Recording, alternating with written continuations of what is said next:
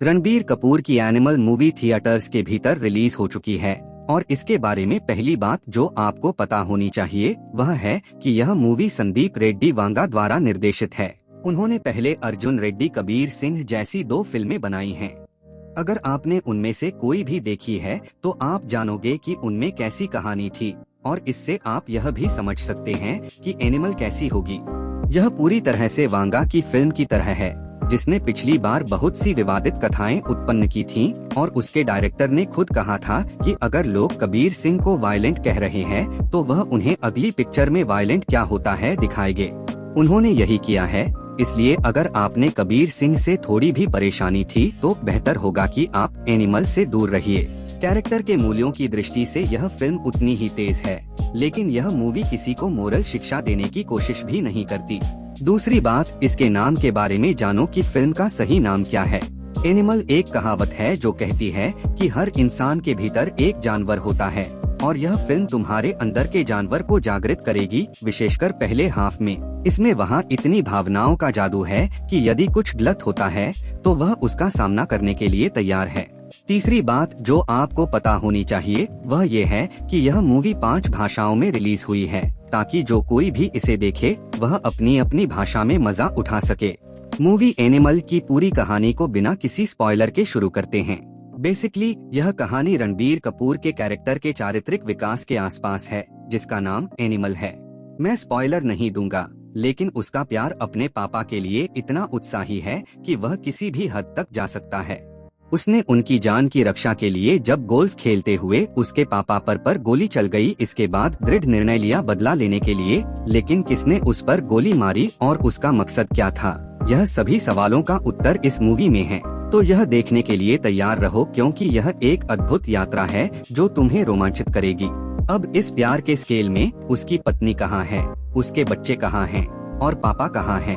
ये सभी सवाल इस कैरेक्टर के सामने रखे जाते हैं और सिनेमा के सभी सिनारियो इसे एक चुनौतीपूर्ण स्थिति में डालते हैं। इसका एक आसान जवाब है, लेकिन यह बहुत कुछ पूछता है कि अब तू क्या करेगा। इसका उत्तर साधना कोई भी सरल बात नहीं है, लेकिन इसकी एक अद्भुतता इसमें छुपी है। इसका टीजर ट्रेलर देखने के बाद आपको एक्शन की बहुत कम उम्मीद होगी और इसके बजाय इसमें ज्यादा ड्रामा है। एक इंटरव्यू में कहा गया था कि मूवी के अंदर एक्शन का केवल आधा घंटा दिखाया जाएगा और शेष 2 घंटे 40 मिनट में कहानी पर ध्यान केंद्रित रहेगा।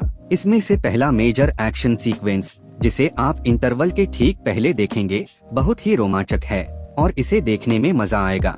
जिन चीजों को यह बंदा कर रहा है और जिन बातों को यह बोल रहा है वह सब कुछ इंटरेस्टिंग है और उसे देखने में पूरी तरह से इंगेज करेंगे। उसके बाद आता है पूरा एक्शन सीक्वेंस और वहाँ स्पीड रैंपिंग दिखाई देती है।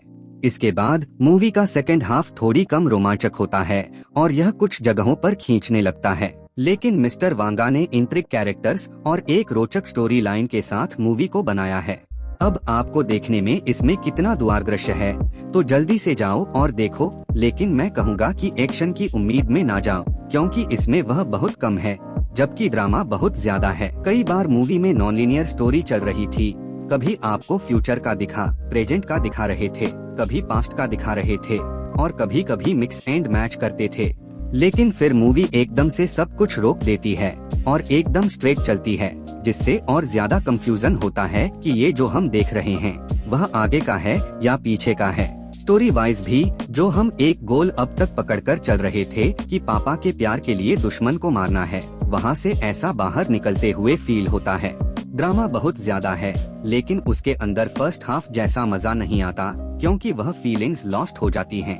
रणवीर कपूर के लाइफ के कई विभिन्न स्टेजेस को हम लोग फॉलो करते हैं, जिसमें से उनका मेकअप थोड़ा नॉर्मल था, लेकिन परफॉर्मेंस बिल्कुल नहीं। अगर आपकी क्यों मैं यह पिक्चर देखने जाऊँ, तो वो आंसर है कि रणवीर को देखने में मजा आता है। उसने उस कैरेक्टर को बहुत ही कमिटेड तरीके से लिया और वह खुद को एक बहुत बड़े रीजन के रूप में साबित कर रहा है कि यह मूवी काम कर रही है। लेकिन रणवीर के साथ 2 और लोगों ने उसकी एनर्जी को मैच किया है। Anil Kapoor as his father और Rashmika Mandanna as his wife. तीनों में से किसी भी सीन के अंदर जब 2 कैरेक्टर एक साथ हैं, तो वह सीन देखने में मजा आ रहा था। अब आप सोच रहे हो कि इसमें बॉबी देओल कहाँ पर है।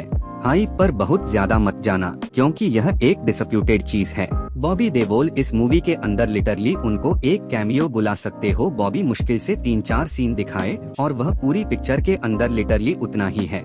वह एक बहुत बड़ी मिस्ड अपॉर्चुनिटी है। सेकेंड हाफ में म्यूजिक ने इसका सही ट्रैक्स बनाए, स्पेशली बैकग्राउंड म्यूजिक। अगर मैं बात करूं एनिमल का, वह एनिमल इंस्टिंक्ट बाहर निकालने में बहुत बड़ा रोल है। ऐसे ही सुनो तो शायद वह उतना कैची नहीं लगे, बट मूवी के अंदर इतने परफेक्टली मिक्स है जैसे दूध के अंदर पानी। फाइनली इस मूवी को रेटिंग 18+ दी गई है, ओनली फॉर एडल्ट्स, और उसके पीछे स्ट्रॉन्ग रीजंस है।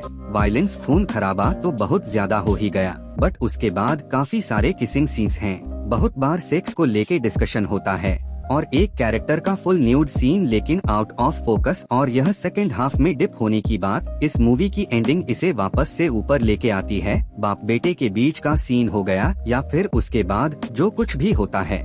एयरपोर्ट वाले फाइट की बात नहीं है। ये एनिमल एक अलग डिफरेंट मूवी देखने को मिलेगी। अगर आपको वीडियो अच्छी लगी हो तो सब्सक्राइब करना न भूले। मिलता हूँ अगली वीडियो में, तब तक के लिए बाय।